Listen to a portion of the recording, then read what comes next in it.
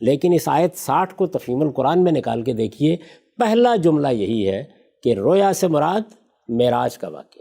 سلامتی ہے ان آنکھوں پہ جو ہدایت پہ نظریں جمائے بیٹھی ہیں، ان کانوں پہ جو ذکر خیر کے منتظر رہتے ہیں، اور ان قدموں پہ جو ہدایت کی راہ پہ گامزن ہیں۔ غامدی صاحب، میں ایک خلاصہ آپ کے سامنے رکھ دیتا ہوں۔ کہا ہی جاتا ہے کہ معراج کے حوالے سے جو امت میں ایک رائج نقطہ نظر ہے، آپ نے جہاں باقی دیگر معاملات میں اختلاف کیا ہے، ایک نیا نقطہ نظر اپنایا ہے، وہیں واقعہ معراج کا ایک متفقہ نقطہ نظر، اس سے بھی آپ ایک مختلف رائے رکھتے ہیں اور علماء اس پر تنقید کرتے ہیں۔ وہ نقطہ نظر ہے کیا؟ ایک خلاصے کے طور پہ میں بتا دیتا ہوں۔ یہ میرے سامنے تفسیر قرطبی ہے، اس میں لکھا ہے کہ اسراء و معراج کا واقعہ احادیث کی تمام کتابوں میں موجود اور ثابت ہے، اور اسلامی علاقوں میں پھیلے ہوئے صحابہ کرام سے مروی ہے، اس لحاظ سے اسے تواتر کا درجہ حاصل ہے، اور سلف اور مسلمانوں کی اکثریت یہی رائے رکھتی ہے کہ یہ واقعہ جسمانی بیداری کا ہے۔ آپ صلی اللہ علیہ وسلم مکہ سے براق پر سوار ہوئے، بیت المقدس پہنچے، وہاں آپ نے نماز پڑھی، اور وہاں سے آپ کو روح اور بدن دونوں سمیت آسمانوں کی سیر کرائی گئی۔ اسی بات پر وہ احادیث دلالت کرتی ہیں جن کی طرف مفسر لکھتے ہیں کہ ہم نے اوپر اشارہ کیا ہے۔ قرآن مجید کی آیات بھی اسی کی تائید کرتی ہیں، اور اس واقعے کا جسمانی اور بیداری میں ہونا عقلاً ناممکن نہیں ہے، اور ظاہر اور حقیقت سے تعویل کی طرف پھیرنا اسی وقت ضروری ہوتا ہے جب وہ عقلاً ناممکن ہو، اور ثابت شدہ احادیث اس بات پر واضح دلالت کرتی ہیں کہ یہ واقعہ جسمانی تھا۔ ایک اور مختصر سا اقتباس، قاضی ایاز لکھتے ہیں کہ سلف اور مسلمانوں کی اکثریت کا مسلک یہی کہ یہ اسراء و معراج کا واقعہ جسمانی تھا، عالم بیداری میں ہوا، اور یہی حق ہے۔ ابن عباس، جابر، انس، اسی طریقے سے ابن مسعود، صحابہ کرام میں، اور ضحاک اور سعید بن جبیر اور قتادہ اور ابن مسیب اور ابن شہاب، اور یہ سارے لوگ تابعین میں یہی رائے رکھتے ہیں۔ غامدی صاحب، بہت سارے معاملات میں آپ کا نقطہ نظر امت سے مختلف ہے، اس کی فہرست میں معراج کا یہ واقعہ بھی لکھا ہوا ہے۔ جہاں سے آپ پر اعتراضات کا آغاز ہوتا ہے، وہ پہلو یہ ہے کہ آپ حضرات جو دین پر غور و فکر کرتے ہیں اور جدید پڑھے لکھے لوگوں کو مذہب بیان کرتے ہیں، شاید آپ لوگوں کا تردد یہ ہے کہ جو چیزیں عقل کے مطابق نہیں ہیں، جن چیزوں کو آپ موجودہ سائنٹیفک دور میں شاید جسٹیفائی کوالیفائی نہ کر سکیں، ان کی پھر تعویل کر دیتے ہیں، اور روایتوں کے اندر، احادیث کے اندر، صحیح احادیث کے اندر جو معجزات نقل ہوئے ہیں، اور جس طرح معراج کا ایک بڑا معجزہ ہے، اس کو بھی آپ حضرات نہیں مانتے۔ علماء کی تنقید ہے۔ سوال میرا آپ سے پہلا یہ ہے کہ کیا آپ معجزات کا انکار کرتے ہیں، اور کیا آپ سمجھتے ہیں کہ وہ معجزہ جو ظاہری بات عقل میں نہیں آتا، اس کی کوئی تعویل کرنی چاہیے؟ میں جس خدا کو مانتا ہوں وہ قادر مطلق خدا ہے، وہ علی کل شین قدیر ہے، وہ بکل شین علیم ہے۔ اس نے اس کائنات کو بنایا ہے، وہ اس کا خالق ہے، وہ زمین و آسمان کا بادشاہ ہے۔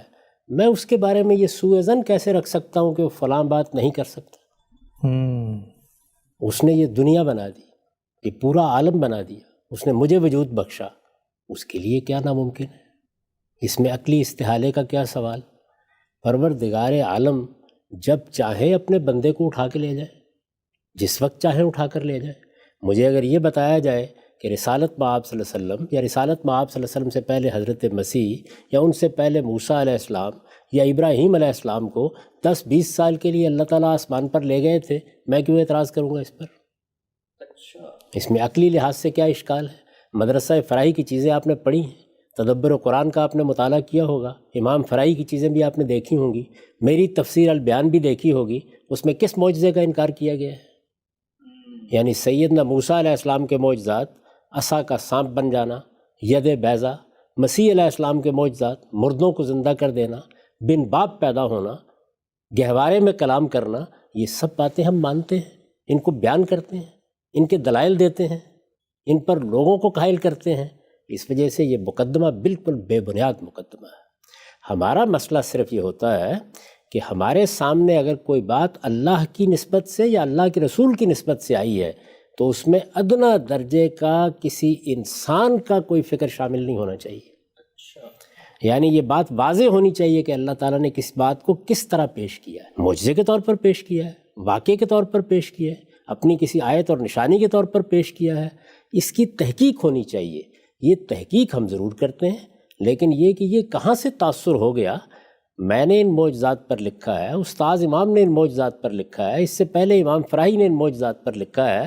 معجزہ تو خود پیغمبر کے ساتھ اللہ تعالیٰ کا کلام کرنا ہے، جس کو ہم مان کر ہی اسلام میں داخل ہوتے ہیں۔ یعنی قرآن خود معجزہ، یہ کوئی معمولی درجے کا معجزہ ہے کہ آپ کو یک بیک ایک شخص یہ کہتا ہے کہ میرے ساتھ اس کائنات کا پروردگار بات کرتا ہے. یعنی جب ہم قرآن مجید کی تفسیر کرتے ہیں تو یہ بتاتے ہیں نا کہ سیدنا موسیٰ علیہ السلام راستے میں جا رہے تھے، سردی کا موسم تھا، تاریکی تھی، ان کو ضرورت محسوس ہوئی کہیں سے آگ لائیں یا کہیں سے راستہ پوچھیں، آواز آئی کہ میں تمہارا پروردگار بات کر رہا ہوں.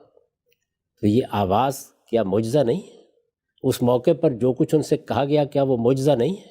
کسی شخص کو پیغمبر بنا کے اپنا کلام اس پر اتارنا کیا یہ معجزہ نہیں ہے؟ قرآن مجید معجزہ نہیں ہے؟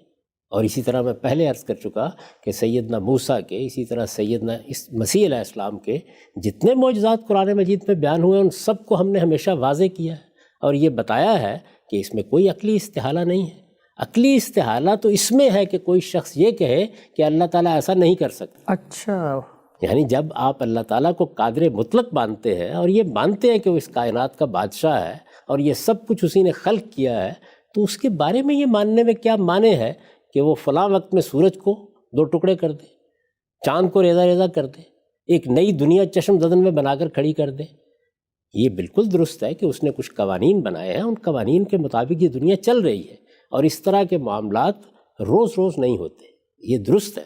لیکن یہ کہ وہ جب کرنا چاہتا ہے تو کوئی اس کا ہاتھ پکڑ سکتا ہے، کوئی اس پر تنقید کر سکتا ہے. اور میں آپ سے عرض کرتا ہوں کہ جب ہم پیغمبروں کی تاریخ پڑھتے ہیں تو قرآن مجید ہمیں یہ بتاتا ہے کہ نہ صرف یہ کہ ان کو معجزات دیے جاتے ہیں، یہ معجزات اس لیے بھی دیے جاتے ہیں کہ ان کو بعض ایسے حالات میں بات کرنا ہوتی ہے جہاں بات کرنا ہی ممکن نہیں ہوتا ان کے بغیر، جیسے فرعون کے دربار میں جانا ہے. یہ معجزات اتمام حجت کے لیے دیے جاتے ہیں، جیسے کہ بنی اسرائیل پر اتمام حجت کے لیے مسیح علیہ السلام کو معجزات دیے گئے. یہ اہل ایمان کے لیے ازدیاد ایمان کا باعث بنتے ہیں. رسالت میں آپ صلی اللہ علیہ وسلم کے کتنے معجزات ہیں جو حدیثوں میں بیان ہوئے ہیں. آپ نے پڑھا ہوگا کہ دودھ کا ایک پیالہ پیش کیا گیا اور 70 لوگوں کے لیے کفایت کر گئے. احمد رضا خان بریلوی صاحب نے اس پر بہت اچھا شعر کہا ہے کہ کیوں جناب ابو ہریرہ کیسا تھا وہ جام شیریں جس سے 70 صاحبوں کا دفتن منہ پھر گیا. کتنے ہی سفروں کے حالات میں آپ نے پڑھا ہوگا کہ پانی نہیں ہے، رسالت میں آپ صلی اللہ علیہ وسلم نے اپنا ہاتھ کسی چشمے میں ڈال دیا یا پیالے میں ڈال دیا اور ایک پورے کے پورے لشکر کو سیراب کر دیا. میں ان ساری چیزوں کو بے نہیں مانتا، یعنی ان میں کوئی تردد نہیں ہے، کوئی عقلی استحالہ نہیں ہے. اصل میں کسی چیز کی نسبت پہ تحقیق کی جاتی ہے. یعنی یہ واقعات جو میں نے آپ سے عرض کیے ہیں یہ قرآن مجید میں بیان ہوئے ہوں، یہ کسی حدیث میں بیان ہوئے ہوں، کیسے بیان ہوئے ہیں، الفاظ کیا ہیں، کیا اللہ تعالیٰ نے ان کو معجزے کے طور پر بیان کیا ہے، کیا واقعے کے طور پر بیان کیا ہے، اس کی تحقیق کی جاتی ہے. تو ہم جو کچھ بھی کسی چیز کے بارے میں کہتے ہیں وہ اس پہلو سے کہتے ہیں اور ایک طالب علم کے طریقے پر ہر چیز سے قطع نظر کر کے کوشش کرتے ہیں کہ اس بات کو اندر اتر کر جاننے کی صحیح کی جائے. اللہ تعالیٰ کی بات کیا ہے، اللہ کے پیغمبر کی بات کیا ہے، واقعے کی حقیقت کیا ہے، اصل میں کیا چیز تھی، اس سے کوئی کنٹرڈکشن تو پیدا نہیں ہو رہی. قرآن مجید نے اگر کچھ مقدمات قائم کیے ہیں تو ان میں کوئی تضاد تو نہیں پیدا ہو رہا. جو بات بیان کی گئی ہے ان کے لیے کیا الفاظ استعمال کیے گئے ہیں، کیا جملوں کی تالیف ہے، کیا سیاق و سباق ہے، یہ چیزیں ہیں جو ہمارے ہاں زیر بحث آتی ہیں اور لوگ ان کے بارے میں یہ خیال کر لیتے ہیں. معجزات کے انکار کا تو کوئی تصور بھی نہیں کیا جا سکتا. ٹھیک، ہم صاحب آپ نے بڑی خوبصورتی سے یہ پہلا پہلو واضح کیا کہ معجزہ اگر اللہ تعالیٰ نے کسی چیز کو معجزہ بنایا ہے ہمارے لیے تو اس کو تسلیم کرنے میں کوئی معنی نہیں ہے. آپ کی جو میتھڈالوجی ہے، آگے بڑھتے ہیں. میں نے ابتدا میں آپ کے سامنے ایک نقطہ نظر بیان کیا، امت کے اندر رائج نقطہ نظر ہے اسراء اور معراج کے واقعے کے حوالے سے. آپ مسلمان گھرانے میں پیدا ہوئے، ہم بھی بچپن میں یہی سنتے چلتے آئے. پھر جب پڑھنا لکھنا شروع کیا، کتابوں میں کھولا تو وہاں بھی لکھا ہے کہ رسول اللہ صلی اللہ علیہ وسلم کو جسمانی طور پر معراج کی سیر کروائی گئی. پہلے مسجد حرام سے مسجد اقصی لے جا کے براق موجود تھے. سب چیزیں آپ نے بھی سنی ہوں گی. یہ مجھے بتائیے گا کہ یہ جو چیزیں آپ ہم سنتے تھے، آپ نے کہاں سے ان واقعات اور یہ جو رائج نقطہ نظر ہے اس سے کوئی اختلاف کیا اور وہ اختلاف پیدا کیسے ہوا؟ میں پہلے آپ کو یہ عرض کر دوں کہ اس معاملے میں جو بھی میرا نقطہ نظر ہے اور میں نے اس کو اپنی تفسیر میں بیان بھی کیا ہے، میں اس میں متفرد نہیں ہوں. اچھا، یعنی آپ اکیلے نہیں ہیں اس میں. آپ جانتے ہوں گے نا، کہا جاتا ہے کہ فلاں معاملے میں فلاں شخص کا تفرد ہے. تو اس طرح کی بات نہیں ہے. یعنی اس واقعے کے بارے میں ہمارے ہاں سلف خلف کے جو مواقف رہے ہیں، میرا موقف بھی اگر آپ غور کریں گے تو اصول کے لحاظ سے وہی ہے. اچھا، لیکن اس کی جو توضیح و تشریح استاذ امام امین احسن اصلاحی نے اپنی تفسیر تدبر قرآن میں کی ہے، میں اس کو لفظ بلفظ درست سمجھتا ہوں۔ یعنی ایسا نہیں ہے کہ اس میں نے کوئی منفرد رائے قائم کی ہے، میرے جلیل القدر استاذ نے تدبر قرآن میں اس مسئلے پر کلام کیا ہے۔ ظاہر ہے سورہ بنی اسرائیل کی تفسیر جو شخص بھی لکھے گا یہ چیز زیر بحث آئے گی، ٹھیک، وہاں انہوں نے جو کچھ لکھا ہے میں نے اسی کا خلاصہ اپنی تفسیر میں کر دیا ہے، نہ اس سے ایک حرف زائد کہا ہے نہ ایک حرف کم کہا ہے۔ تو اس لیے یہ درست ہے کہ میں اس میں ذرا مختلف نقطہ نظر رکھتا ہوں، لیکن یہ ایسا نہیں ہے کہ وہ میرا نقطہ نظر ہے، یعنی اصول میں وہ سلف خلف سب کا نقطہ نظر ہے، اور توضیح و تشریح میں یہ عرض کر رہا ہوں کہ وہ تدبر قرآن میں تفصیل کے ساتھ بیان ہوا ہے۔ بعض اور اہل علم بھی اس زاویے سے دیکھتے ہیں، میں نے بھی اسی نقطہ نظر کو اختیار کیا اس لیے کہ وہ دلائل پر مبنی ہے، وہ قرآن مجید پر مبنی ہے، وہ حدیث کے صحیح مطالعے پر مبنی ہے۔ آپ مجھ سے اس کے دلائل پوچھ سکتے ہیں، استاد امام سے بھی پوچھ سکتے ہیں، لیکن یہ بات کہ میں اس میں متفرد ہوں یہ صحیح نہیں ہے۔ ٹھیک، یہ میں نے یہ عرض کر دیا کہ صورتحال یہ ہے۔ اس صورتحال کو اگر آپ سمجھتے ہیں تو اس کے بعد آپ اجازت دیں، اگر کوئی اور سوال باقی نہیں ہے تو میں آپ کے سامنے اس کی توضیح کر دیتا ہوں کہ وہ نقطہ نظر کیا ہے۔ جی، سب سے پہلے تو میں یہ گزارش کروں گا کہ جس وقت ہم کسی چیز کا مطالعہ کرتے ہیں، ہم قرآن مجید سے کسی چیز کو سمجھنا چاہتے ہیں، حدیث سے کسی چیز کو سمجھنا چاہتے ہیں، تو سب سے پہلے ہمیں اپنے ذہن کو خالی کر لینا چاہیے۔ اچھا، اگر آپ خالی ذہن ہو کر نہیں جائیں گے تو آپ اپنے خیالات پڑھتے رہیں گے۔ قرآن مجید کے سامنے سرنگوں ہو کر یہ جاننے کی کوشش کرنی چاہیے کہ وہ کیا بات بیان کر رہا ہے۔ حدیث کی کتابیں آپ کھولیں تو اسی طرح محققانہ نظر کے ساتھ دیکھنا چاہیے کہ وہاں کیا بات بیان ہوئی ہے، کن سندوں سے بیان ہوئی ہے، کن لوگوں نے بیان کی ہے، ان میں کوئی باہمی اختلافات تو نہیں ہے، آپ نے سب روایات کو جمع کر لیا ہے، آپ جو نتیجہ نکال رہے ہیں وہ درست نتیجہ ہے۔ یہ ساری چیزیں جتنی ہیں یہ ملحوظ رکھنی چاہیے۔ پہلی بات، بنیادی بات یہ ہے۔ دوسری بات یہ ہے کہ آپ ہر حال میں اللہ کی کتاب سے چلیں گے، یعنی ترتیب نہیں بدل سکتے۔ آپ یہ نہیں کر سکتے کہ آپ ایک داستان اپنے سامنے رکھیں، ایک قصہ اپنے سامنے رکھیں، ایک روایت اپنے سامنے رکھیں اور پھر قرآن مجید کے بارے میں کہیں جس طرح کہ آپ نے یہاں ایک اقتباس میں پڑھ کر سنایا کہ قرآن بھی اس کی تائید کرتا ہے۔ ہمارے ہاں یہ ترتیب بالکل الٹ ہے۔ سب سے پہلے اللہ کی کتاب قرآن مجید کی مراجعت کی جائے گی، یعنی اس کے الفاظ کو دیکھا جائے گا اور الفاظ کا دامن پکڑ کر چلیں گے، یعنی کیا بات کہی گئی ہے، کن الفاظ میں کہی گئی ہے، کس جملے میں کہی گئی ہے، کس سیاق و سباق میں کہی گئی ہے، اس روشنی میں اس کا مطلب مدعا متعین کریں گے۔ ٹھیک، پھر روایتوں کو دیکھیں گے۔ قرآن بتائے گا کہ کہاں جانا ہے، وہ بتائے گا کہ روایات میں جاؤ، جا کے تفصیل معلوم کر لو، وہ بتائے گا کہ بائبل میں جاؤ، وہاں سے جا کے کسی چیز کی تفصیل معلوم کر لو۔ تو یہ قرآن مجید ہے کہ جس کی رہنمائی میں، جس کی روشنی میں، اور اگر میں وہ تعبیر مستعار لوں کہ فی ظلال القرآن آگے بڑھنا ہوگا، اس کے سوا کوئی راستہ آپ کے پاس نہیں ہے۔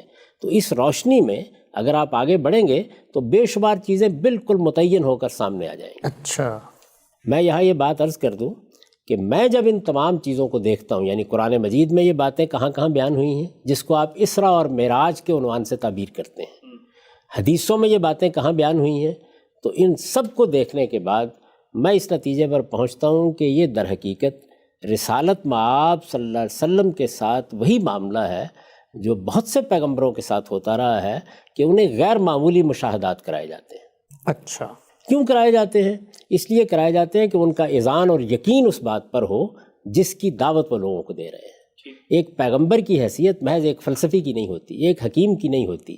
پیغمبر استدلال کے مقدمات قائم کر کے آپ سے کوئی بات نہیں منواتا، وہ تو اس جگہ کھڑے ہو کر بات کرتا ہے کہ انی علی بینۃ من ربی، میں اپنے پروردگار کی طرف سے ایک واضح ہدایت پر ہوں۔ یہ روشنی، یہ واضح ہدایت، یہ اسی وقت لوگوں کے لیے متاثر کرنے کا ذریعہ بن سکتی ہے جب کہ اس کو اس اذعان کے ساتھ پیش کیا جائے کہ میں نے اس کو دیکھا ہے، میں اس کو جانتا ہوں، یہ میرا تجربہ ہے، یہ میرا مشاہدہ ہے۔ یعنی وہ دینی حقائق جن پر ہم ایمان رکھتے ہیں وہ ہمارے لیے تو تجربہ اور مشاہدہ نہیں ہوتے، ہم عقلی استدلال سے ان کو مانتے ہیں، لیکن پیغمبروں کے لیے ان کو ایک درجے میں تجربہ اور مشاہدہ بنایا جاتا ہے۔ دیکھا ہوگا آپ نے کہ سیدنا ابراہیم علیہ السلام نے سوال کیا تو اللہ تعالیٰ نے اس کے جواب میں یہ کہا کہ اچھی بات ہے، اگر اس معاملے میں تم اطمینان حاصل کرنا چاہتے ہو تو 4 پرندے لو۔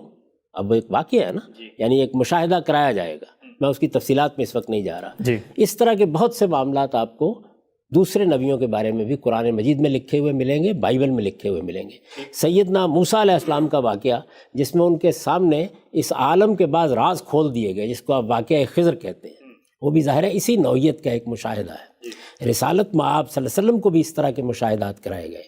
یہ جس کو آپ اسراء اور معراج کہتے ہیں، عام طور پر اس کو ایک واقعے کے طور پر لوگ بیان کر رہے ہوتے ہیں۔ اچھا، اس کی تحلیل آپ کریں گے تو یہ معلوم ہوگا کہ یہ 4 الگ الگ واقعات ہیں۔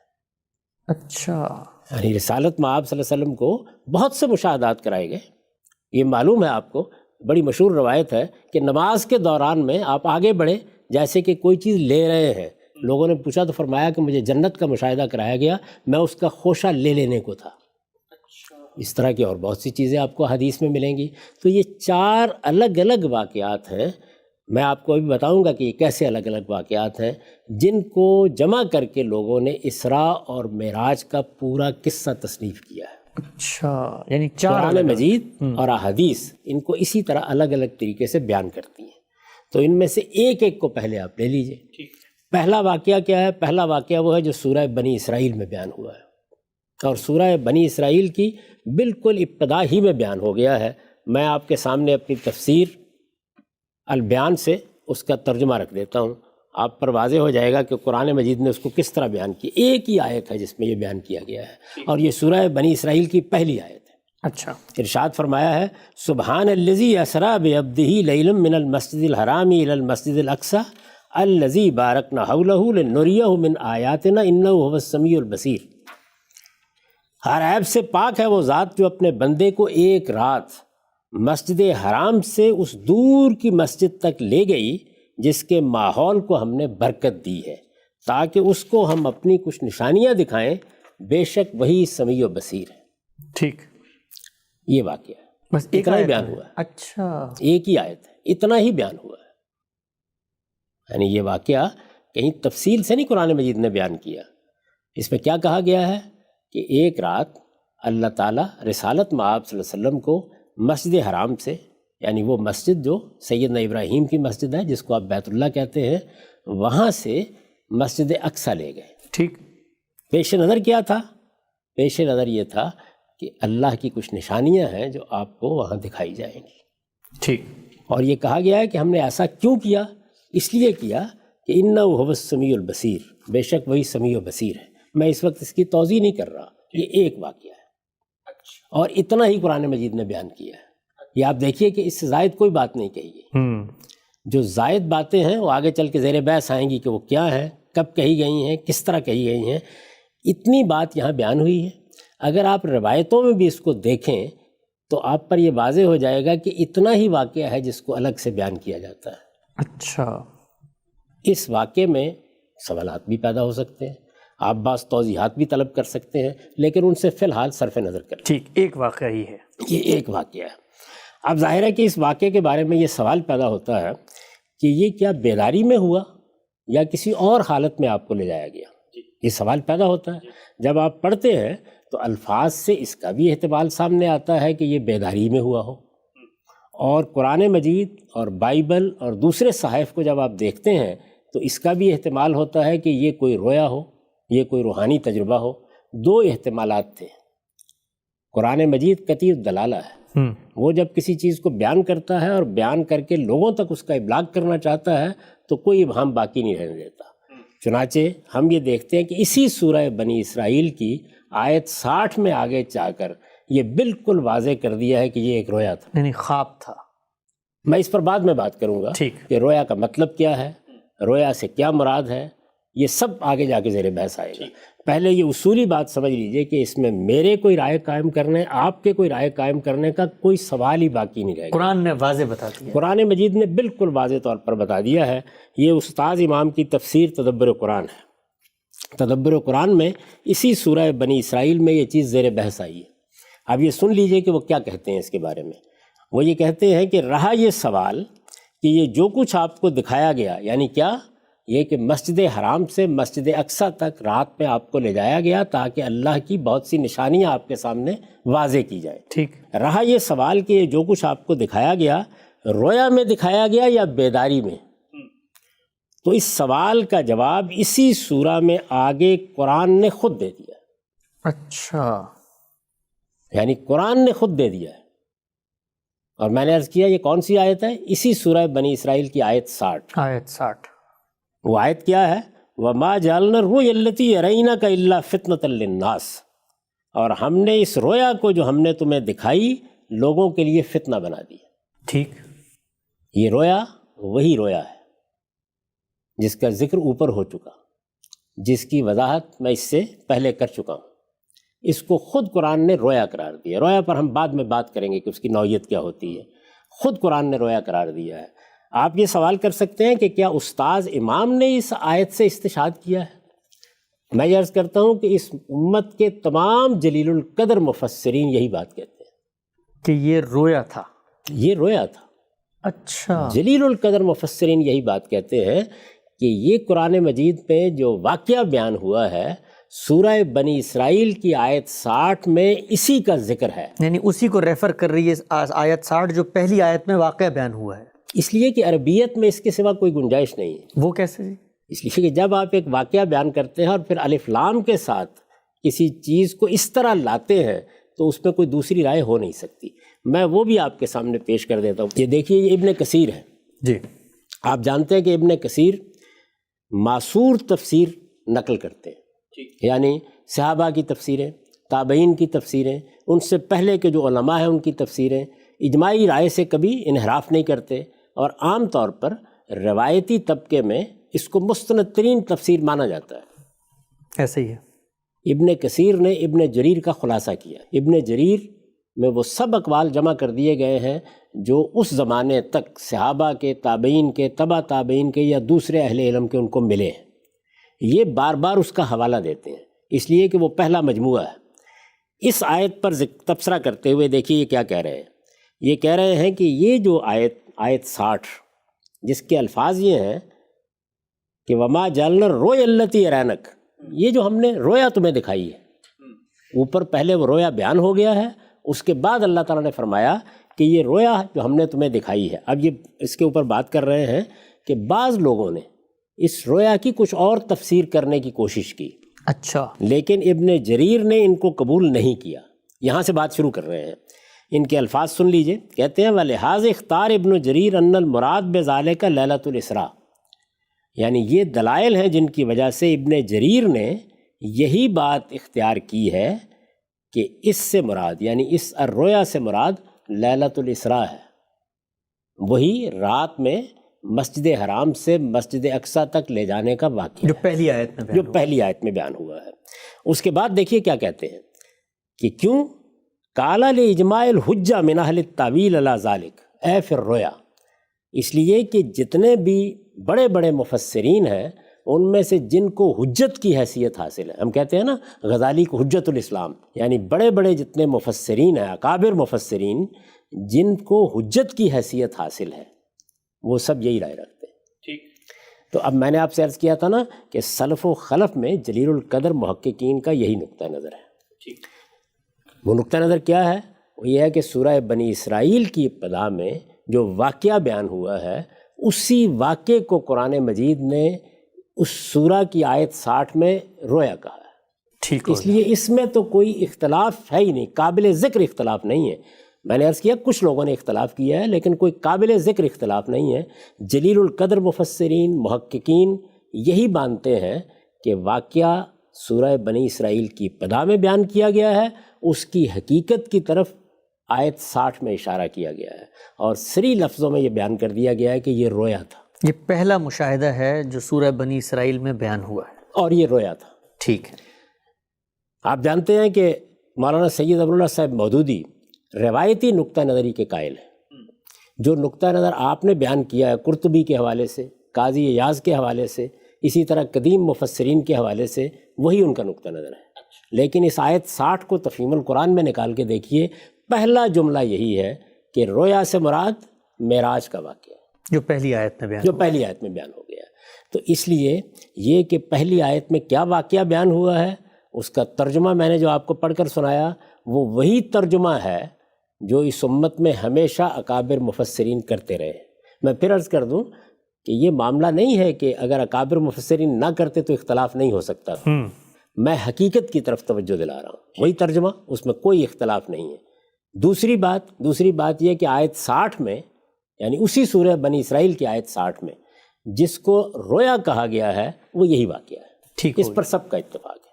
اب رویا سے مراد کیا ہے، رویا کس معنی میں ہے، رویا عربی زبان میں کس معنی میں ہوتا ہے، قرآن مجید کس معنی میں استعمال کرتا ہے، اس پر ہم بعد میں بات کر لیں گے، پہلے اس بنیادی بات کو سمجھ لیجیے۔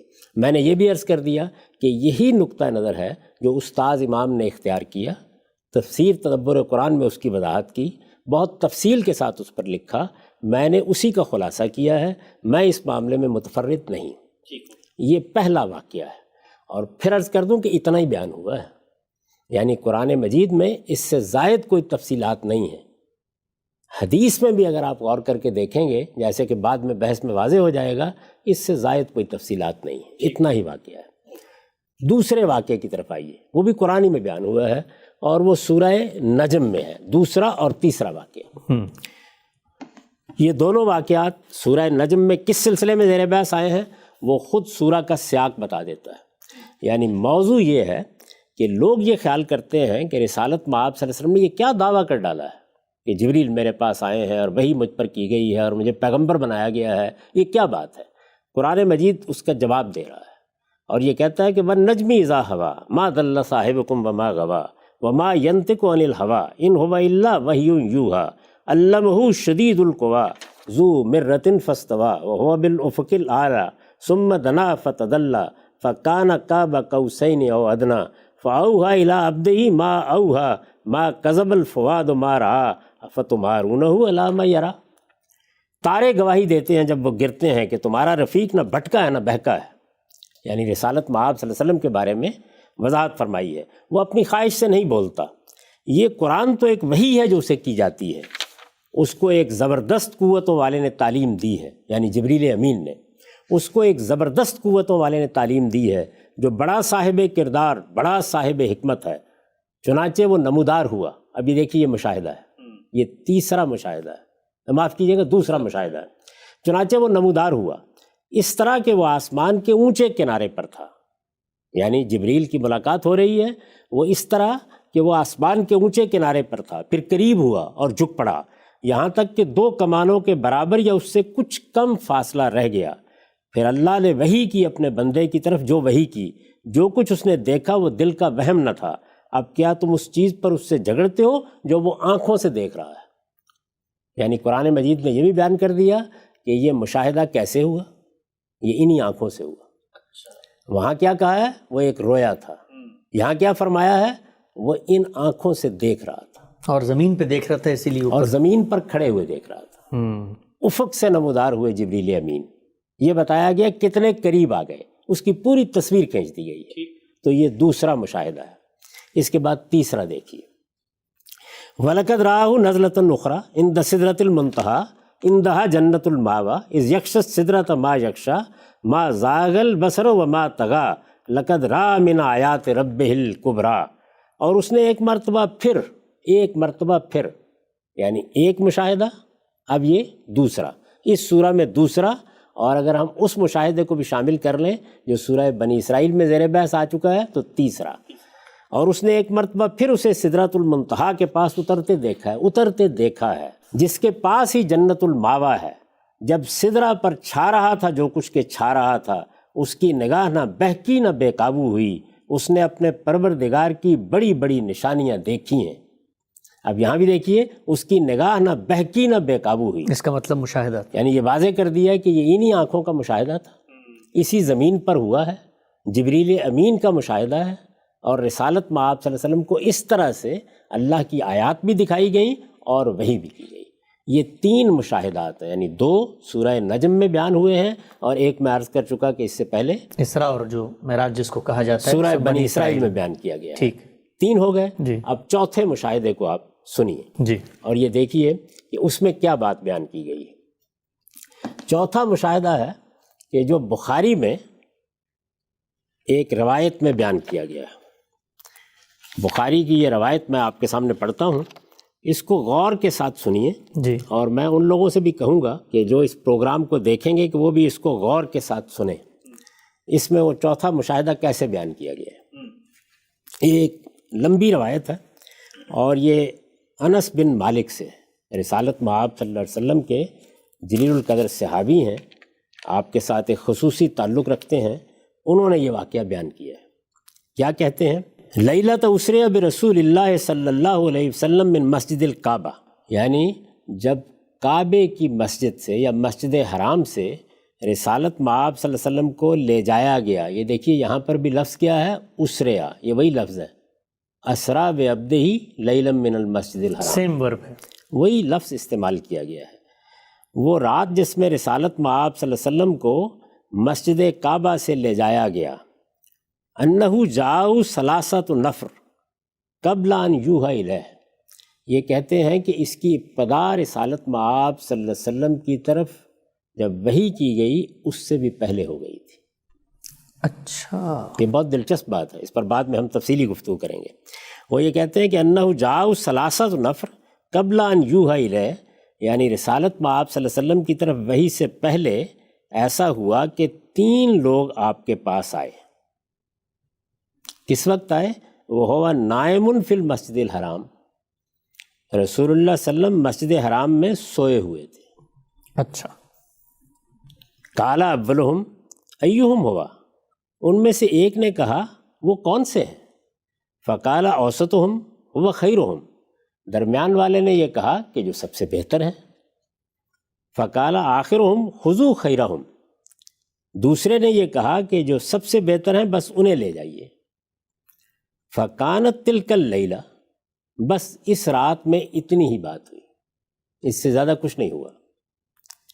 فلم یراہم حتی اتوہ لیلۃ اخری، اس کے بعد رسالت مآب صلی اللہ علیہ وسلم کو کوئی ایسا تجربہ پیش نہیں آیا یہاں تک کہ یہی تینوں اصحاب ایک دوسری رات میں آئے.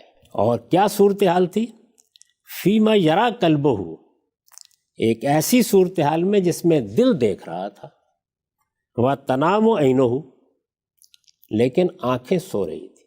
اچھا، یعنی ایک دوسری رات میں وہ آئے. وہ دوسری رات کتنے برس بعد ہوئی، کب ہوئی، یہ معلوم ہے کہ اس کی تحقیق میں کوئی حتمی رائے اب تک بھی نہیں دی جا سکی. لیکن بہرحال اس روایت میں یہ بیان کیا گیا ہے کہ اس وقت رسالت مآب صلی اللہ علیہ وسلم سوئے ہوئے تھے، دل دیکھ رہا تھا. ولا ینام قلبہ، اور پیغمبر کا دل کبھی نہیں سوتا. وکذالک الانبیاء، سب نبیوں کے ساتھ یہی معاملہ ہے. تنام اعینہم ولا تنام قلوبہم، ان کی آنکھیں سوتی ہیں، ان کے دل کبھی نہیں سوتے. ٹھیک. فلم یکلموہ حتی احتملوہ، انہوں نے کوئی بات نہیں کی بلکہ رسالت مآب صلی اللہ علیہ وسلم کو اٹھا لیا. فوضعوا عند بئر زمزم، اور وہاں سے لے جا کے زمزم کے کنویں کے پاس آپ کو رکھ دیا. فتولیٰ منہم جبریل، پھر جبریل نے آپ کو اپنی تحویل میں لے لیا. فشک جبریل ما بین نہرہ الی لبتہ، جبریل نے سینے سے لے کر حلق تک یہ حصہ چیر ڈالا. حتی فرغ من صدرہ و جوفہ، جو کچھ پیٹ میں تھا اور سینے میں تھا وہ سب نکال دیا. فغسلہ من ماء زمزم بیدہ، اور پھر اپنے ہاتھوں سے نبی صلی اللہ علیہ وسلم کو زمزم کے پانی کے ساتھ غسل دیا. حتی انکا جوفہ، یہاں تک کہ آپ کا پیٹ پوری طرح صاف کر دیا. کس چیز سے صاف کر دیا؟ کوئی ذکر نہیں. عام طور پر اہل علم یہ سمجھتے ہیں کہ وہ جتنی چیزیں انسان کے اندر بشری تقاضوں سے ہوتی ہے، کینہ ہے، حسد ہے، دشمنی ہے، یا اور اس طرح کی چیزیں ہیں، وہ سب نکال دیں. ثم اوتیا بتستم من ذہب، پھر اس کے بعد ایک سونے کا تشت لایا گیا. فیہ طورم من ذہب، اس میں سونے ہی کا ایک آفتابہ تھا. محشوباً ایمانا و حکمہ، یہ آفتابہ ایمان اور حکمت سے بھرا ہوا تھا. فحشا بہ صدرہ و لگا دیدہ، تو جبریل نے اس آفتابے سے ایمان و حکمت لے کر آپ کے سینے کو بھی اس سے بھر دیا اور آپ کے حلق کی رگوں کو بھی اس سے بھر دیا، یعنی عروق کا حلقے ہی. ثم اطبقہ، پھر سینے کو سی دیا. ثم عرج بہ الی السماء الدنیا، پھر رسول اللہ کو لے کے وہ سمائے دنیا کی طرف پرواز کر گئے۔ اچھا، ثم عرج بہ الی السماء الدنیا فضرب بابا من ابوابها، وہاں جا کے انہوں نے آسمان کے دروازوں میں سے ایک دروازے کو کھٹکھٹایا، فنادوا اہل السماء، اوپر سے آواز آئی، آسمان کے فرشتوں کی آواز آئی، من ھذا، کون آیا ہے؟ فقال جبریل، انہوں نے کہا کہ جبریل ہوں۔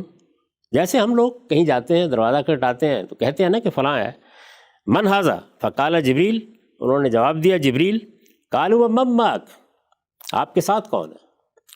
قال مائی محمد، میرے ساتھ محمد ہیں۔ قال وقد بعث، اوپر سے پوچھا گیا کیا ان کو بلایا گیا ہے؟ قال نعم، انہوں نے کہا کہ ہاں ان کو بلایا گیا ہے۔ قالوا فمرحبا بہ واہلا، تو پھر خیر مقدم ہے، ظاہر ہے عربی زبان میں یہ مرحباً اہلاً یہ خیر مقدم کے الفاظ ہیں، آپ جانتے ہیں۔ فیستبشر بہ اہل السماء، اہل السماء آسمان والے ان کے آنے پر بہت خوش ہیں۔ لا یعلم اہل السماء بما یرید اللہ بہ فی الارض حتی یعلمہم، یہاں پر ایک توضیحی جملہ ہے کہ یہ بات کہ کسی کو اللہ تعالیٰ نے بلایا ہے یا کوئی معاملہ ہوا ہے تو آسمان کے فرشتوں کو اس وقت تک اس کی خبر نہیں ہوتی جب تک اللہ تعالیٰ خود اطلاع نہیں دیتے۔ ایسے ہی ہوتا ہے، یہ گویا ایک یوں سمجھ لیجئے کہ دفع دخل مقدر ہے کہ یہ کیوں پوچھ رہے ہیں، کیا ان کو معلوم نہیں تھا؟ تو وہ بتاتے ہیں کہ ان کو بھی نہیں معلوم تھا۔ فوجد فی السماء الدنیا آدم، تو اس پہلے آسمان میں، آسمان دنیا میں یعنی قریبی آسمان یا پہلا آسمان کہیے، اس میں کس کو دیکھا؟ آدم علیہ السلام کو دیکھا۔ فقال لہ جبریل، جب آدم علیہ السلام کو دیکھا تو جبریل نے کہا ھذا ابوک، یہ آپ کے والد ہیں، ابو الآباء ہیں، یعنی رسالت میں آپ صلی اللہ علیہ وسلم کو جبریل نے تعارف کرایا، یہ آپ کے والد ہیں، ھذا ابوک۔ فسلم علیہ، تو آپ نے ان کو سلام کیا، فسلم علیہ ورد علیہ آدم، جبریل نے پہلے یہ کہا کہ فسلم علیہ، ان کو سلام کیجیے، آپ یہ آپ کے والد ہیں، آپ انہیں سلام کیجیے۔ سلام کیا اور سلام کا سیدنا آدم نے جواب دیا۔ وقال مرحبا واہلا بابنی، اور انہوں نے کہا کہ میرے بیٹے کا خیر مقدم ہے۔ نعم الابن انت، آپ کتنے اچھے بیٹے ہیں۔ اچھا، فاذا هو فی السماء الدنیا بنہرین یتردان، تو اسی اسنا میں انہوں نے دیکھا کہ اس آسمان دنیا میں یعنی وہ جو پہلا آسمان ہے اس میں دو نہریں جاری ہیں۔ فقال ما ھذا النہران یا جبریل، تو پوچھا کہ جبریل یہ دو نہریں کیا ہیں؟ قال ھذا النیل والفرات انصرہما، یہ نیل اور فرات ہیں، یہ جو عراق میں اور مصر میں دو دریا بہتے ہیں، یہ نیل اور فرات ہیں، یہ ان کی جڑ ہے، یہ ان کی اصل ہے، یعنی ان کی حقیقت یہاں اس طرح سے ہے۔ ثم مضی بہ فی السماء، پھر وہ لے کے آپ کو آسمان میں چلے گئے۔ فاذا ہوا بنہر آخر، وہاں ایک اور نہر بہہ رہی تھی، علیہ کثر من لولیم و زبرجد، اس میں موتی اور زمرد کا ایک محل تھا۔ فضرب یدہ، رسول اللہ نے ہاتھ مارا تو کیا ہوا؟ فاذا ہوا مسک، تو معلوم ہوا کہ وہ جو مٹی ہے وہاں اس نہر کے کنارے کی وہ اصل میں مشک ہے۔ قال ما ھذا یا جبریل، پوچھا جبریل یہ کیا ہے؟ قال ھذا الکوثر الذی خبأ لک ربک، یہ وہ کوثر ہے جو اللہ نے آپ کے لیے چھپا کر رکھا ہوا ہے، یعنی جو آپ کو قیامت میں دیا جائے گا، جیسے کہ عام طور پر دوسری روایتوں سے معلوم ہوتا ہے۔ ثم عرج الی السماء الثانیہ، پھر دوسرے آسمان کی طرف گئے۔ فقالت الملائکہ لہ مثل ما قالت لہ الاولی، پہلے آسمان پر جو سوال و جواب ہوا تھا وہی سوال و جواب وہاں بھی ہوا۔ من ھذا، کون ہے یہ؟ قال جبریل، انہوں نے کہا کہ میں جبریل ہوں۔ قالوا ومن معک، آپ کے ساتھ کون ہے؟ قالوا محمد، قال محمد، انہوں نے کہا کہ محمد صلی اللہ علیہ وسلم ہے۔ قالوا وقد بعث الیہ، انہوں نے سوال کیا کیا ان کو بلایا گیا ہے؟ قال نعم، انہوں نے کہا کہ ہاں۔ قالوا مرحبا بہ اعلیٰ، انہوں نے بھی اسی طریقے سے خیر مقدم کے الفاظ کہے۔ ثم عرج بہ الی السماء الثالثہ، پھر اس کے بعد وہ ان کو لے کے یعنی رسول اللہ کو لے کے تیسرے آسمان پر چلے گئے۔ وقال له مثل ما قالت الاولی والثانیہ، وہاں پر بھی یہی سوال جواب ہوا، جیسے پہلے آسمان پر ہوا تھا جیسے دوسرے پر ہوا تھا۔ ٹھیک۔ ثم عرج بہ الی الرابعہ، پھر چوتھے آسمان پر لے گئے۔ فقال له مثل ذلک، وہاں پر بھی وہی سوال و جواب ہوئے۔ ثم عرج بہ الی السماء الخامسہ، پھر پانچویں آسمان پر لے گئے۔ فقالوا مثل ذلک، وہاں پر بھی اسی طرح کے سوال جواب ہوئے۔ ثم عرج بہ الی السماء السادسہ، پھر وہاں سے چھٹے آسمان پر لے گئے، فقال له مثل ذالک، وہاں پر بھی اسی طرح کے سوالات ہوئے، ثم عرج به الى السماء السابعہ، پھر 7ویں آسمان پر لے گئے، فقال له مثل ذالک، وہاں پر بھی اسی طرح کے سوالات کیے گئے، کل سماء فیہا انبیاء قد سماہم، یعنی جب یہ سارے کے سارے معاملات بیان ہو رہے تھے تو ہر آسمان میں کچھ انبیاء تھے جن سے ملاقات ہوئی، ان کے نام بیان کیے گئے تھے۔ یہ کہتے ہیں کہ فَأَوْحَيْتُ مِنْهُمْ اِدْرِيسَ فِي الثَّانِيَةِ، میں جو یاد رکھ سکا ہوں ان میں سے تو وہ یہ ہے کہ ادریس سے ملاقات ہوئی تھی دوسرے آسمان میں، وہارون فی الرابعہ، اور چوتھے آسمان پر ہارون سے ملاقات ہوئی تھی، وآخر فی الخامسہ لم احفظ اسمہ، اور 5ویں پر بھی کسی سے ملاقات ہوئی تھی لیکن مجھے اس کا نام یاد نہیں رہا، وابراہیم فی السادسہ، اور ابراہیم سے چھٹے آسمان پر، وموسیٰ فی السابعہ، اور موسیٰ سے 7ویں آسمان پر، بے تفضیل کلام اللہ، ان کو چونکہ اللہ تعالیٰ نے دنیا میں یہ شرف بخشا کہ ان کے ساتھ کلام کیا تو وہاں پہ وہ 7ویں آسمان پر تھے، یعنی بہت بلندی پر تھے۔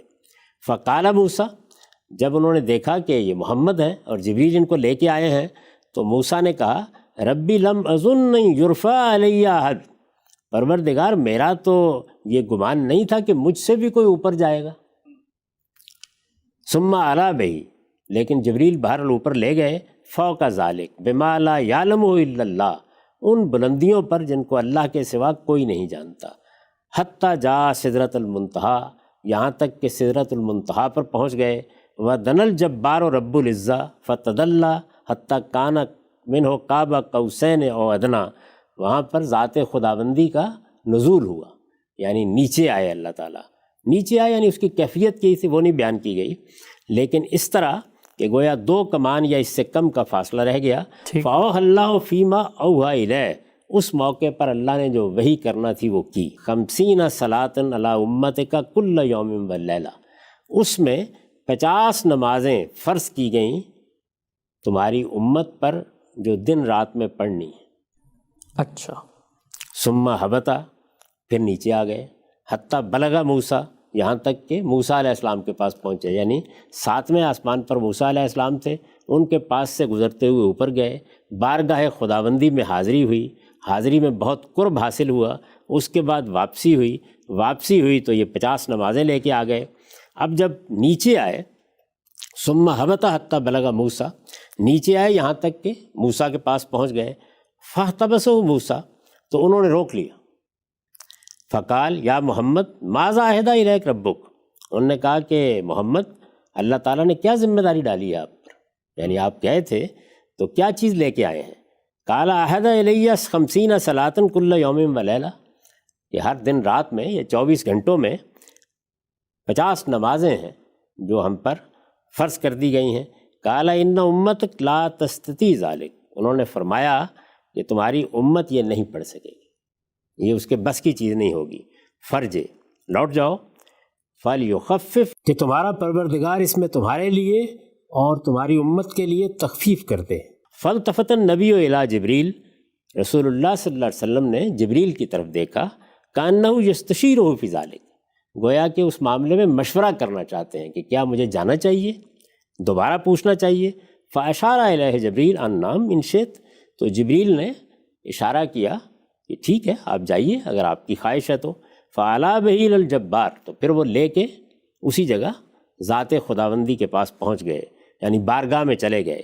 قَالَ وَهُوَ مَكَانَهُ، پھر اسی جگہ پر جہاں پہلے ملاقات ہوئی تھی اسی جگہ کھڑے ہو کر رسول اللہ صلی اللہ علیہ وسلم نے کہا یا ربی خفف عنا، پروردگار ہمارے لیے اس میں تخفیف کر دیجئے، کمی کر دیجئے، ذمہ داری کم کر دیجئے۔ فَإِنَّ أُمَّتِي لَا تَسْتَطِيعُ هَٰذَا، اس لیے کہ میری امت اس کی طاقت نہیں رکھتی۔ فَوَضَعَ عَنْهُ 10 صلوات، تو اللہ تعالیٰ نے 10 نمازیں کم کر دی۔ اچھا، ثم رجع إلى موسیٰ، پھر لوٹ کے آئے، فاحتبسہ، تو انہوں نے پھر روک لیا۔ فلم یزل یرددہ موسیٰ إلى ربہ حتیٰ صارت إلى 5 صلوات، اسی طریقے سے وہ لوٹاتے رہے، ایسے ہی یہ واپس جاتے رہے یہاں تک کہ 5 نمازیں رہ گئیں، یعنی بار بار تخفیف کی، کمی کرنے کی درخواست کی گئی اور وہ منظور ہوتی چلی گئی یہاں تک کہ 5 نمازیں رہ گئیں۔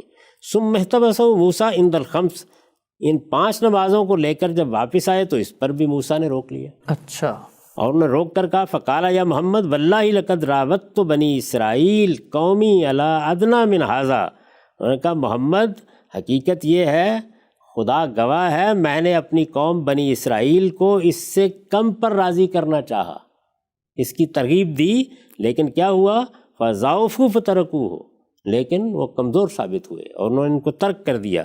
فامتک اضعف اجسادا وقلوبا وابدانا وابصارا واسماء، یہ جو تمہاری امت ہے یہ تو اس کے مقابلے میں جسم کے لحاظ سے بھی کمزور ہے، دل کے لحاظ سے بھی کمزور ہے، بدن کے لحاظ سے بھی کمزور ہے، اور سمع و بصر کے لحاظ سے بھی کمزور ہے، یعنی صلاحیتیں، قوتیں، جو کچھ بھی انسان کے خصائص ہو سکتے ہیں۔ انہوں نے کہا کہ میری قوم، میری امت بنی اسرائیل اس معاملے میں مضبوط تر تھے، اس کے باوجود وہ کمزوری دکھا گئے۔ فرجے فلیخفف عنک ربک، کہ تمہارا پروردگار اس میں تمہارے لیے تخفیف کر دے۔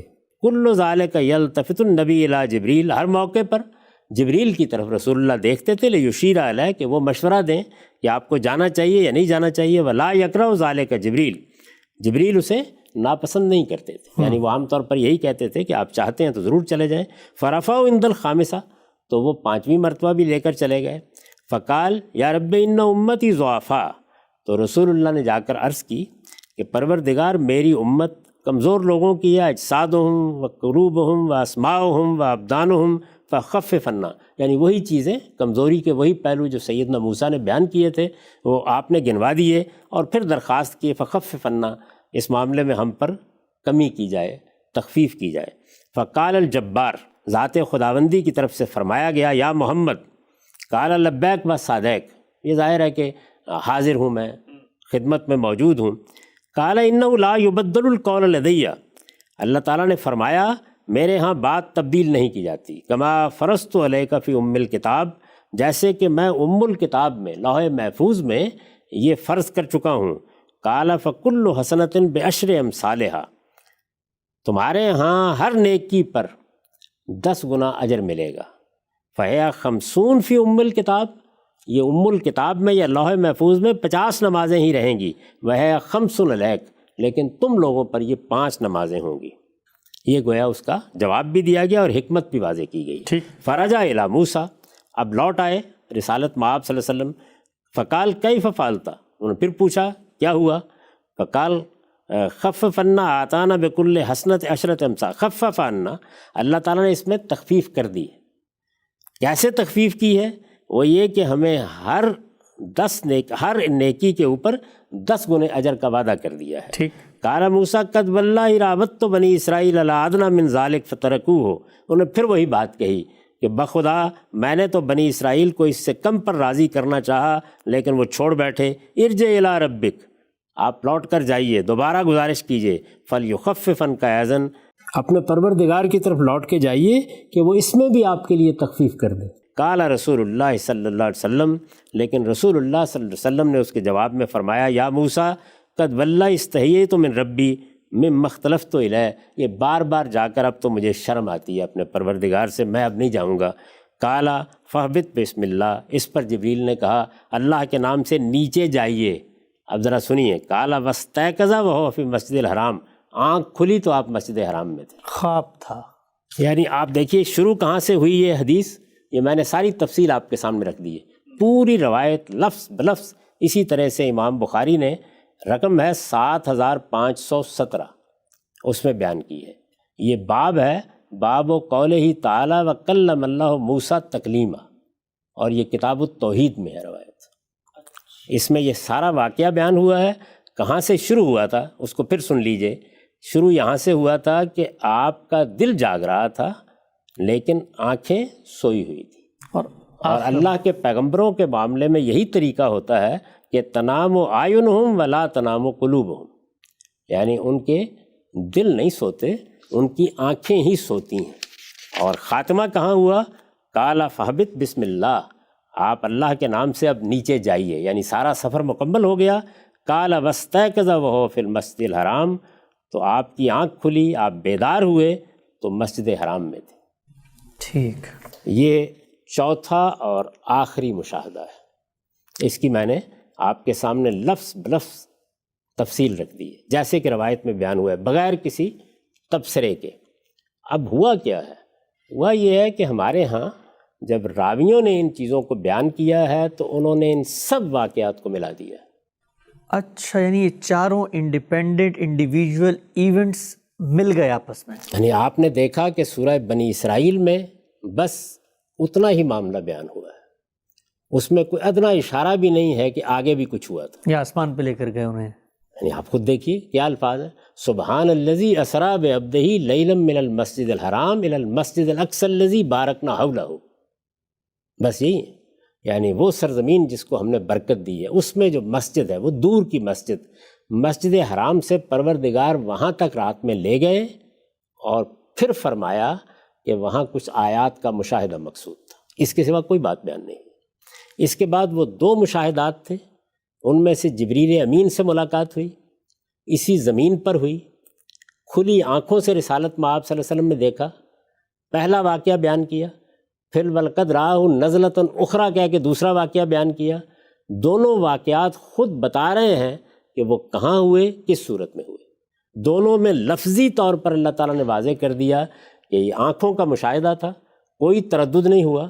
رسالت مآب صلی اللہ علیہ وسلم نے اس طرح سے دیکھا جبریل کو.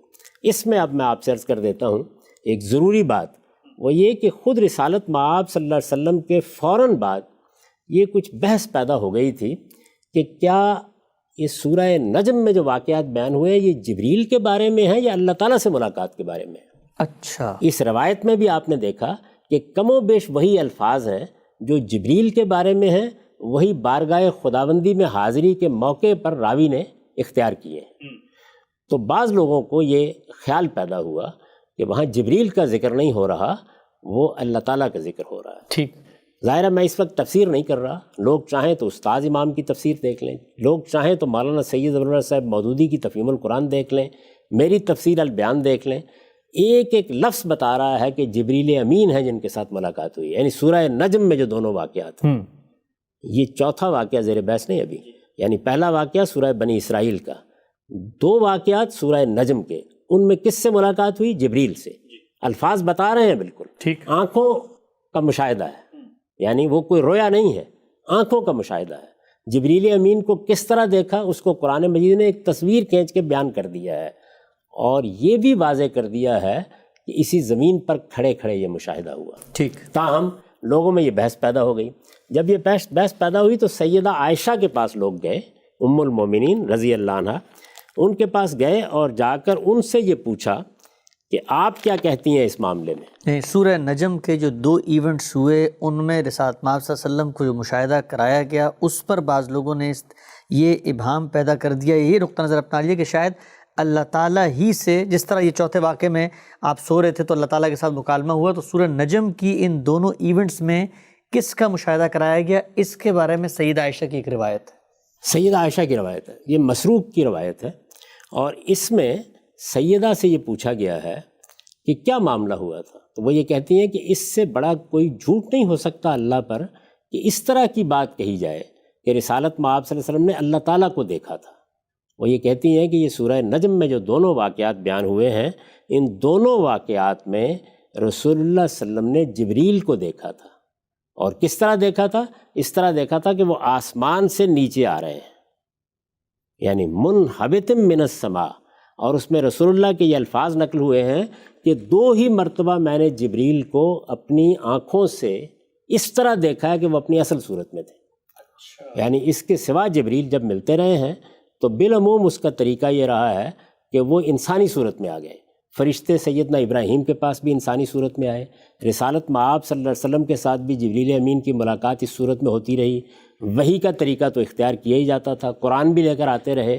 لیکن خود اس حدیث میں رسول اللہ صلی اللہ علیہ وسلم نے یہ فرمایا، اور یہ مسلم کی روایت ہے، خود رسول اللہ صلی اللہ علیہ وسلم نے یہ فرمایا ہے کہ یہ موقع تھا کہ جس میں میں نے، یعنی دونوں مرتبہ 2 واقعات بیان ہوئے ہیں، دونوں مرتبہ جبریل کو ان کی اصل صورت میں دیکھا، اور وہ پورے افق پر چھائے ہوئے تھے، زمین و آسمان پر چھائے ہوئے تھے. یعنی چونکہ ان کی جو حیت ہے وہ بہت غیر معمولی ہے، تو اس طریقے سے وہ چھائے ہوئے تھے، میں نے ان کو آسمان سے اترتے ہوئے دیکھا. ٹھیک، تو صاف طریقے سے رسالت مآب صلی اللہ علیہ وسلم نے واضح کر دیا کہ یہ جبریل امین تھے، پہلی بات. دوسرے یہ کہ یہ بات واضح کر دی کہ آسمان سے اترتے ہوئے میں نے ان کو دیکھا تھا. سدرۃ المنتہا بھی آپ کے لیے زمین ہی پر کھڑے ہوئے کھول دی گئی، اور ان آنکھوں سے آپ نے گویا ان کو دیکھا کہ وہ کہاں ہے، سدرۃ المنتہا کہاں ہے، یہ دیکھا کہ جنت الماوا کہاں ہے، پھر وہ نیچے آئے اور انہوں نے وحی کی۔ ٹھیک، یہ بات مسلم کی روایت میں خود امام مسلم نے بیان بھی کر دی ہے، اس کو راویوں نے بیان کر دیا ہے، یہ مسروق کی روایت ہے، اس کو تمام علماء اسی طریقے سے تسلیم بھی کرتے ہیں۔ ٹھیک، تو اس سے یہ بات بالکل واضح ہو جاتی ہے، کوئی ادنیٰ درجے کا ابہام باقی نہیں رہتا کہ ان واقعات کی کیا نوعیت ہے۔ اب اگر آپ خلاصہ کر لیں اس ساری بات کا، تو وہ خلاصہ کیا ہوگا کہ ایک واقعہ سورہ بنی اسرائیل میں بیان ہوا ہے، اس واقعے کو خود قرآن مجید نے رویا کہہ دیا ہے۔ دو واقعات سورہ نجم میں بیان ہوئے ہیں، دونوں جبریل کے ساتھ اس زمین پر ملاقات کے واقعات ہیں۔ دونوں مشاہدات کی نوعیت یہ ہے کہ وہ ان کھلی آنکھوں سے کیے گئے ہیں، زمین پر کھڑے ہوئے کیے گئے ہیں۔ اس میں جبریل کو بھی اصل صورت میں دیکھا گیا ہے، اور جبریل امین دوسری مرتبہ سدرۃ المنتہا کے پاس تھے، تو یہ چیز بھی گویا زمینی پر کھڑے ہوئے آپ پر کھول دی گئی ہے۔ یہ بات الفاظ سے بھی واضح ہے، اس میں کوئی ادنیٰ تردد نہیں ہے، اور اس بات کو اس روایت میں رسالت مآب صلی اللہ علیہ وسلم نے سیدہ عائشہ کے استفسار پر وہ کہتی ہیں کہ میں وہ پہلی خاتون ہوں یا پہلی فرد ہوں جس نے اس معاملے میں خود رسول اللہ سے پوچھا۔ تو آپ نے بتایا کہ وہ جبریل امین تھے، دونوں مرتبہ جبریل امین آئے، اور منہبتم من السماء، وہ آسمان سے نیچے اترتے ہوئے میں نے ان کو دیکھا، ان کی اصل صورت میں دیکھا، اور اس وقت زمین اور آسمان پر گویا انہی کی شخصیت پوری طرح چھائی ہوئی تھی۔ یہ تفصیلات اس کی ہیں، اور آخری مشاہدہ یا آخری واقعہ وہ ہے جو میں نے آپ کو بیان کر دیا۔ اس میں راوی یہ خود بیان کر رہا ہے کہ رسالت مآب صلی اللہ علیہ وسلم سوئے ہوئے تھے، دل کی آنکھیں جاگ رہی تھیں، یہ آنکھیں بند تھیں، یہ مشاہدات پیش آئے، اس طریقے سے لے جایا گیا، اس طرح آپ کا سینہ صاف کیا گیا، اس طرح سے آسمان کی طرف عروج ہوا، اس طرح سے ایک ایک آسمان پر دستک دی گئی۔ پھر جب اس کے بعد جبریل نے یہ کہا کہ اب نیچے جائیے، تو آپ بیدار ہوئے، آپ کی آنکھ کھلی، آپ جاگے، تو آپ مسجد حرام میں تھے۔ ٹھیک ہے سر، یہ چاروں واقعات آپ کے سامنے آ گئے۔ تو یہ چار واقعات ہیں جن کو، جس طرح کہ میں اس سے پہلے عرض کر چکا، راویوں نے جب بیان کرنا شروع کیا ہے تو انہوں نے کہیں ایک واقعہ بنا دیا، کہیں دو واقعے بنا دیے، اس کے نتیجے میں اسراء و معراج کی وہ داستان وجود میں آئی ہے جو ہم عام طور پر سنتے ہیں۔ حقیقت یہ ہے جو میں نے آپ کے سامنے بیان کر دی۔ ہم سب بہت ہی تفصیل سے آپ نے یہ بتایا کہ یہ چار مختلف واقعات ہیں، اور ان چار مختلف واقعات کے معاملے میں بلکہ ایک اور دلچسپ پہلو ہم سب میں یہاں پر ضمنی پوچھنا چاہتا ہوں، وقت ہمارا ختم ہو رہا ہے، کہ معجزات سے ہم نے بات شروع کی تھی۔ آپ اس کا مطلب یہ ہے کہ جو روایت کے اندر معجزہ بیان ہوا ہے، ظاہری بات رسول اللہ صلی اللہ علیہ وسلم کو یہ ایک مشاہدہ کروایا گیا اور وہ آپ صلی اللہ علیہ وسلم نیند میں تھے، اس کو بھی پوری طریقے سے قبول کر رہے ہیں، یعنی قرآن کے 3 واقعات اور روایت کا واقعہ۔ کیا میں ٹھیک کہہ رہا ہوں یہ بات؟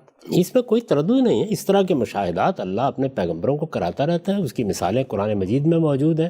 آپ دیکھیے سورہ بقرہ میں حزقیل پیغمبر کا ایک مشاہدہ بیان ہوا ہے، سیدنا ابراہیم کا مشاہدہ بیان ہوا ہے، سیدنا موسیٰ کے مشاہدات بیان ہوئے ہیں۔ اس میں اس عالم تکوین کو کھول دیا گیا، یہ بتایا گیا کہ دنیا میں جو کچھ تم دیکھتے ہو اس کے پیچھے کیا ہو رہا ہوتا ہے۔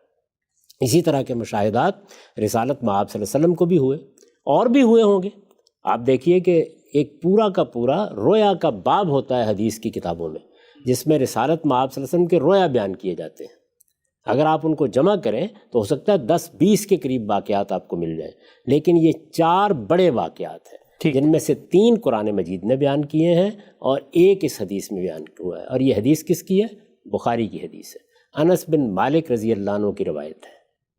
اس میں آپ نے پوری تفصیل دیکھ لی، یہ بھی بالکل صاف معلوم ہوتا ہے کہ ایک رویا ہے جو آپ کو اسی زمین کے اوپر دکھایا گیا، اور یہ سارا کا سارا واقعہ اس طریقے سے پیش آیا۔ تو خلاصے کے طور پہ 4 واقعات جو ہم نے یہاں پر ابھی سمجھے، ان میں سے 2 رویا ہیں اور 2 زمین پہ رسول اللہ صلی اللہ علیہ وسلم نے اپنی آنکھوں سے مشاہدہ کیا ہے۔ اور یہ بات بھی واضح ہو جاتی ہے کہ یہ سب الگ الگ واقعات ہیں، الگ الگ واقعات، یعنی آپ نے یہ سنی روایت پوری انس بن مالک کی، اس میں کہیں یہ نہیں بیان کیا گیا کہ رسول اللہ صلی اللہ علیہ وسلم کو وہاں سے لے جا کر پہلے بیت المقدس دکھایا گیا، پھر اس کے بعد وہاں سے آسمان کی طرف گئے۔ یعنی اس میں جو کچھ بھی مشاہدہ ہوا ہے وہ حرم میں اسی مقام پر ہونا شروع ہو گیا ہے، ٹھیک ہم سب، اور براہ راست ہوا ہے، یعنی اس میں کوئی ذکر نہیں ہے اس روایت میں۔ تو میں اس سے اس نتیجے پر پہنچا ہوں کہ یہ 4 واقعات ہیں، چاروں بالکل الگ الگ واقعات ہیں، چاروں کی نوعیت بھی خود واضح کر دی ہے، یہاں روایت نے واضح کر دی ہے، وہاں قرآن نے واضح کر دی ہے، یعنی تینوں واقعات کے بارے میں صراحت سے بیان کر دیا کہ وہ کیا ہے، دو کے بارے میں بتا دیا ہے کہ وہ عینی مشاہدہ ہے، ایک کے بارے میں بتا دیا ہے کہ وہ رویا ہے، اور یہ جو بخاری کی روایت ہے یہ میں نے آپ کے سامنے پڑھ کے سنا دی ہے کہ رسالت میں آپ صلی اللہ علیہ وسلم بیدار ہوئے، جاگے، آنکھ کھلی تو آپ کہاں تھے؟ مسجد حرام میں۔ ٹھیک ہے ہم سب